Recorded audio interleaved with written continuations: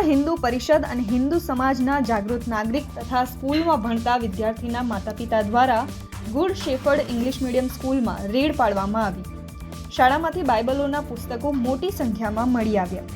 પ્રાપ્ત માહિતી અનુસાર આજ રોજ સવારે વિશ્વ હિન્દુ પરિષદ અને હિન્દુ સમાજના જાગૃત નાગરિક તથા સ્કૂલમાં ભણતા વિદ્યાર્થીના માતાપિતા દ્વારા અહીંયાથી મળી છે, બાઇબલની છે, ક્રિશ્ચન ધર્મની છે, ક્રિશ્ચનના પ્રાર્થના જે હોય એની છે.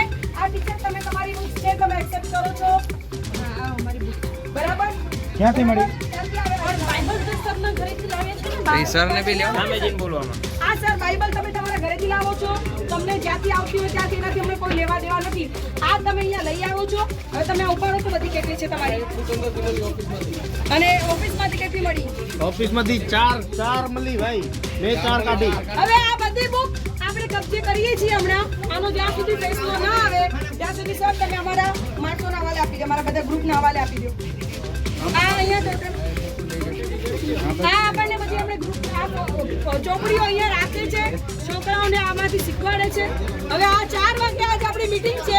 આ બધા ગ્રુપમાં વાયરલ વિડીયો કરો.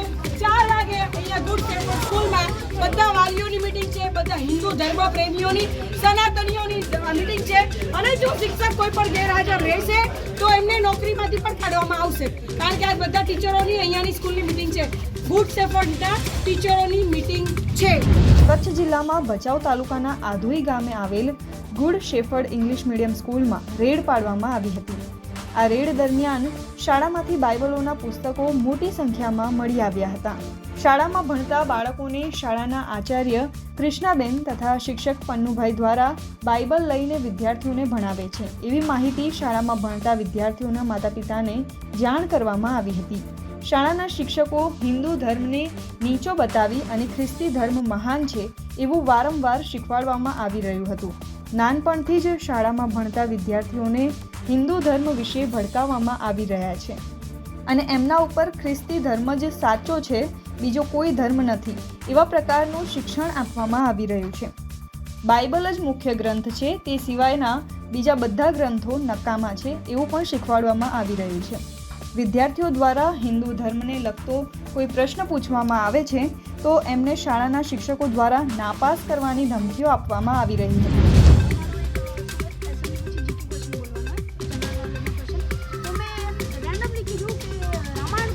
But you are right. આ તારો હક છે ને, તું પૂછી શકે. અને તારા ગુરુજી છે. ગુરુજી છે. એક જ ભગવાન છે, ઈસુ ભગવાન. રામાયણ સાહિત્ય હે ને હમણાં શિવ માટે જતા હતા. હા બરાબર.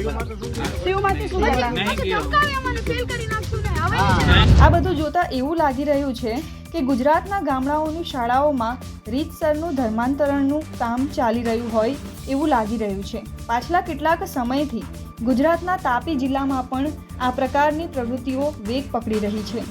આવા શિક્ષકો વિરુદ્ધ જો કોઈ કાયદેસરની કાર્યવાહી કરવામાં નહીં આવે તો આવનારા ભવિષ્યમાં ખૂબ મોટા પ્રમાણમાં આ પ્રકારની પ્રવૃત્તિઓ ખુલ્લેઆમ ચાલતી જોવા મળશે. કચ્છથી વિકાસ શાહનો રિપોર્ટ.